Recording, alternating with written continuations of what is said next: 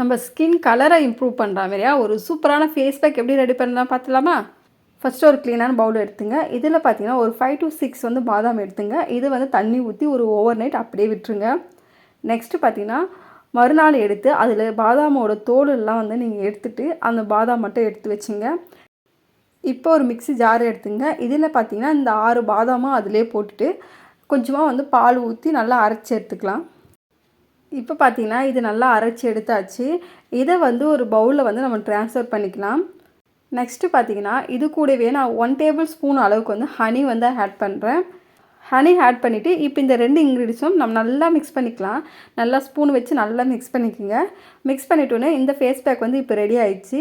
இது வந்து எப்படி அப்ளை பண்ணலாம், ஃபஸ்ட்டு உங்கள் ஃபேஸ் வந்து நல்லா க்ளீனாக வாஷ் பண்ணிவிட்டு நெக்ஸ்ட்டு இந்த ஃபேஸ் பேக்கை உங்கள் ஃபேஸ் அண்ட் நெக் ஃபுல்லாக அப்ளை பண்ணிவிட்டு ஒரு 2 மினிட்ஸ் உங்கள் ஃபேஸில் வந்து நல்லா ஜென்டிலாக நல்லா ஸ்க்ரப் பண்ணிவிட்டு ஒரு 10 to 15 மினிட்ஸ் அப்படியே விட்டுருங்க. 15 மினிட்ஸ் கழிச்சு வந்து நார்மல் தண்ணி வச்சு உங்கள் ஃபேஸை வாஷ் பண்ணால் போதும். இன்ஸ்டண்ட்டாகவே உங்கள் ஸ்கின் வந்து நல்லா பிரைட்டன் பண்ணி கொடுக்கும்.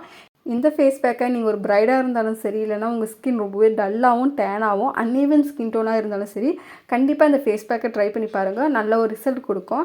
இந்த ஃபேஸ் பேக்கை நீங்கள் தொடர்ந்து யூஸ் பண்ணி வருதுனால இதில் இருக்க விட்டமின் இ வந்து நம்ம ஸ்கின் ஏஜிங்கை வந்து நல்லாவே கண்ட்ரோல் பண்ணி கொடுக்கும். நம்ம முகத்தில் இருக்க சுருக்கத்தையும் ஃபைனன்ஸை ரெடியூஸ் பண்ணி நம்ம ஸ்கின்னில் வந்து ஆக்னே வராமல் கண்ட்ரோல் பண்ணி நம்ம ஸ்கின்னை நல்லா பிரைட்டாகவும் க்ளோயிங்காகவும் வச்சுருக்கோம். இந்த ஃபேஸ் பேக்கை நீங்கள் வீக்லி 2 or 3 டைம்ஸ் மட்டும் யூஸ் பண்ணால் போதும், நல்ல ஒரு ரிசல்ட் கொடுக்கும். கண்டிப்பாக இந்த ஃபேஸ் பேக்கை ட்ரை பண்ணி பாருங்கள். ட்ரை பண்ணி பார்த்துட்டு எப்படி இருக்குது மறக்காமல் கமெண்ட் செக்ஷனில் கமெண்ட் பண்ணுங்கள். இந்த வீடியோ பிடிச்சிருந்தா அந்த வீடியோக்கு ஒரு லைக் பண்ணிவிட்டு இந்த வீடியோ உங்கள் ஃப்ரெண்ட்ஸ் அண்ட் ஃபேமிலிக்கு ஷேர் பண்ணிவிட்டு மறக்காமல் என்னோட சேனலை சப்ஸ்கிரைப் பண்ணுங்கள்.